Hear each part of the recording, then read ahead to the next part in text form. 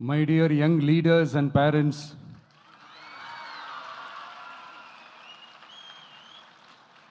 என் நெஞ்சில் குடியிருக்கும் உங்க எல்லாருக்கும் என்னுடைய வணக்கம். வணக்கம் வணக்கம் வணக்கம். நான் ஒரு 2 years பேக் இதே ஸ்டூடெண்ட்ஸ் ஃபங்க்ஷனில் நான் சொல்லியிருந்தேன், இந்த காசு கொடுத்து ஓட்டு வாங்கி ஜெயிச்சிடலாம்னு நினைக்கிறாங்க இல்லையா, அவங்கள அந்த கல்ச்சரே யாரும் என்கரேஜ் பண்ணாதீங்க, யாரும் காசு வாங்காதீங்க, உங்கள் பேரண்ட்ஸ்கிட்டையும் எடுத்து சொல்லுங்கன்னு நான் சொல்லியிருந்தேன். அதை அப்படியே ஃபாலோ பண்ணுங்கள். ஆனால் நீங்கள் வேணால் பாருங்கள் அடுத்த வருஷம் என்ன நடக்க போகுதுன்னு. வண்டி வண்டியாக கொண்டாந்து கொட்ட போகிறாங்க. அது அத்தனையும் உங்ககிட்ட இருந்து கொள்ளையடிச்ச பணம் தான். என்ன பண்ண போறீங்க? என்ன பண்ணணும்னு உங்களுக்கு கரெக்டாக தெரியும். அது நான் சொல்லி தான் புரிய வைக்கணும்னு ஒன்றும் அவசியம் இல்லை.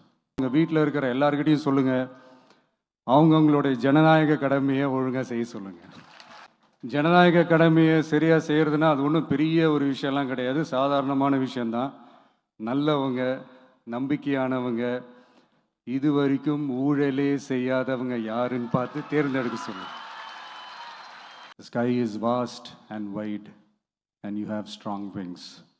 So feel free to fly like a bird with courage, conviction and confidence.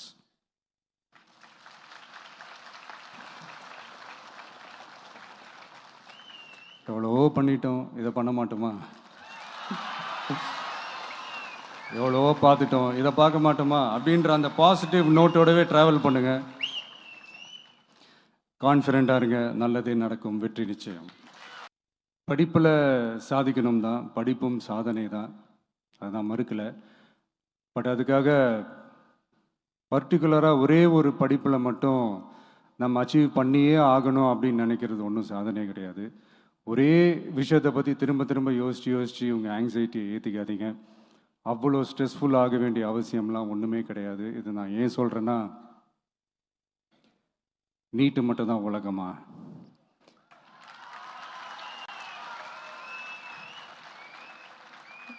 நீட்டை தாண்டி இந்த உலகம் ரொம்ப ரொம்ப பெருசு.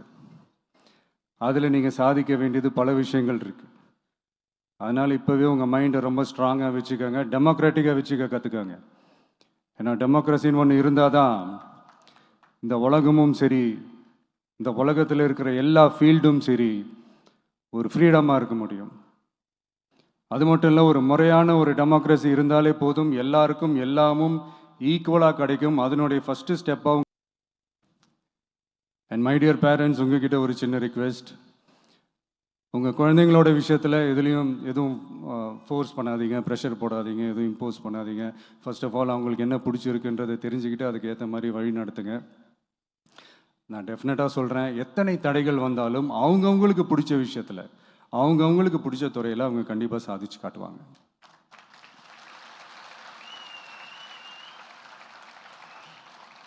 அண்ட் இன்னொரு முக்கியமான விஷயம் உங்ககிட்ட நான் ஷேர் பண்ணணும்னு நினச்சது என்னென்னா, இந்த சாதி மதத்தை வச்சு இந்த பிரிவினை வளர்க்கிற அந்த சிந்தனை பக்கமே போயிடாதீங்க.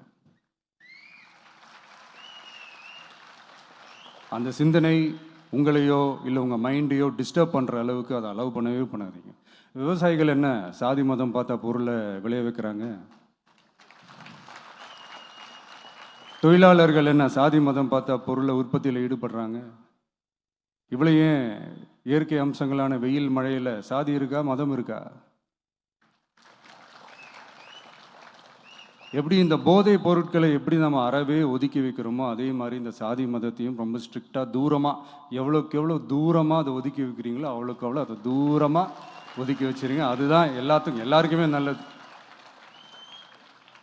ஏன்னா இப்போ ரீசெண்ட் டைமில் பார்த்தீங்கன்னா, தந்தை பெரியார் அவர்களுக்கே சாதி சாயம் பூச ட்ரை பண்ணுறாங்க. ஒன்றிய சிவில் சர்வீஸ் எக்ஸாமில் கூட சாதி சாயம் பூசுகிற மாதிரி ஒரு கேள்வி ஒன்று கேட்டு வச்சிருக்கிறாங்க. இதையெல்லாம் வன்மையாக கண்டிக்கிறோம்.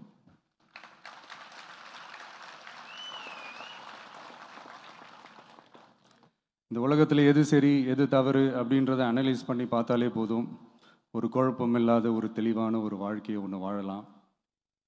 எதுக்கும் ரொம்ப எமோஷ்னலாக ஆகாதீங்க, அவ்வளோ வருத்தலாம் இல்லை. டெக்னிக்கல் அண்ட் சயின்டிஃபிக் அப்ரோச்சோடவே திங்க் பண்ணுங்கள். ஏன்னா வரப்போகிற இயர்ஸில் ஆல்ரெடி வந்துட்ட இந்த ஏஐ ஆர்டிஃபிஷியல் இன்டெலிஜென்ஸ் உலகத்தை எதிர்கொள்கிறதுக்கு அதுதான் ஒரே வழி. மீண்டும் சந்திக்கும் வரை நன்றி, வணக்கம். நான் அடுத்த செட் ஆஃப் ஸ்டூடெண்ட்ஸ் கூட நான் நெக்ஸ்ட் வீக் போல் நான் மீட் பண்ணுறேன். ஸோ அவங்களுக்கும் சேர்த்து இன்றைக்கி நான் பேசினதாகவே இருக்கட்டும். ஏன்னா ஒவ்வொரு வாட்டி இந்த மாதிரி நான் அட்வைஸ் பண்ணிகிட்டு இருந்தேன்னா நல்லா இருக்காது, உங்களுக்கும் போர் அடிச்சிடும். So thank you. எல்லோரும் வாங்க, மீட் பண்ணுவோம்.